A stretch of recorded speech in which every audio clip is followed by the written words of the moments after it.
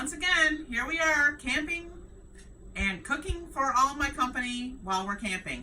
So we're at the end of our camping trip now, and we're saying we got our hot dog rolls left over, we got our hamburger left over, we have a little chicken or a little pork left over. So what am I going to do? So what we're going to do today is make campfire stuffed pork chops. So once again, I have my box of chicken broth. I use chicken broth. I try to keep it on hand because it's good for anything, even a quick gravy. I'll put this in a little cornstarch and water, make gravy. So we have one box of the chicken broth today we're cooking in our copper chef. So one box of chicken broth. I had some celery left over. I had some onions left over, chopped it up, put it in there. I'm gonna just move this lid over the way over here so then I can show you everything. I had a little carrot left over. So now our celery's chopped up, our onions, and you can see how nice and translucent that is. Once again, we're hiding vegetables for the kids. Then in here I have 1 teaspoon of poultry seasoning. I do like the bells in the box. So 1 teaspoon of poultry seasoning. I have a half a teaspoon of garlic powder and a half a teaspoon of onion powder. Gotta add a little extra seasoning to your dressing, right? Then here's all my leftover rolls. Chopped them up the night before. I left it open so they're a little crunchy. So, and I'm making this recipe as I'm going along. So this was, I think this was almost 2 packages between hot dog rolls, hamburger rolls, and some slider rolls. So now we're just putting it in the pot, and we're just letting all of that bread absorb all that juice, mixing it in. And while it's doing that, it's getting the flavor. And then as the bread is getting a little wetter, we can chop it up to make our dressing. So now you can see we're just chopping it up, making it all, and it's absorbing.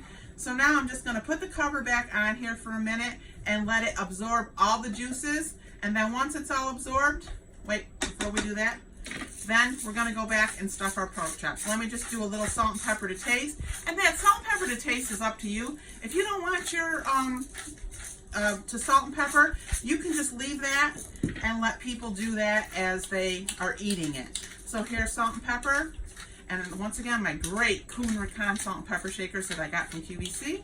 So now we're just going to put the lid on this, let all the bread absorb, and then once it's absorbed, we're going to stuff our pork chops and put them in the oven. Okay, now we've just let this sit about 5 minutes for all the liquid and the bread to combine and absorb, and now you can see. Come a little closer, Brady. You can see, look at this. See how nice this is all, so it's really looking like a dressing now, right? So now that we have this here I have my little 3/4 oval, 2 3/4. I gotta find the exact size.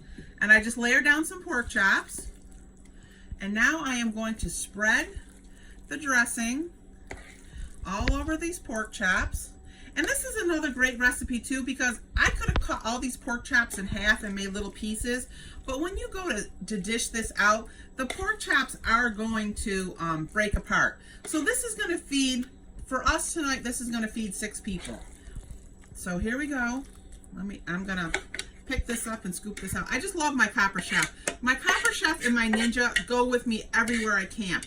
They are just such great tools to take camping with you, because when you're cooking for a crowd, or even when you're cooking for 1 or 2, it just makes it so much easier, because I only have 3 burners on my camper stove. So here we are, we layer that in on top of our 3½ pork chops. Now I'm going to put the other 3½ pork chops on top, but I should have probably just cut them all up. Now we're going to put the other 3½ pork chops on top. We are going to dot this with a little butter. Let me get my butter knife out. I'm going to dot this with a little bit of butter. I'm going to put a little bit of butter. I know I'm using my fingers. A little bit of butter on top of each pork chop. And once again, if you want, then you can put salt and pepper at this stage, but I don't. Right now, once this gets served, then everybody can decide if they want salt or pepper on it. Now we're going to put it in the oven. We're going to bake at 350, 360. Mine goes up to 360, my camper oven. It's not as hot as my house oven. And I'm going to bake this for 1 hour to 1.5 hours, and then we're going to have dinner.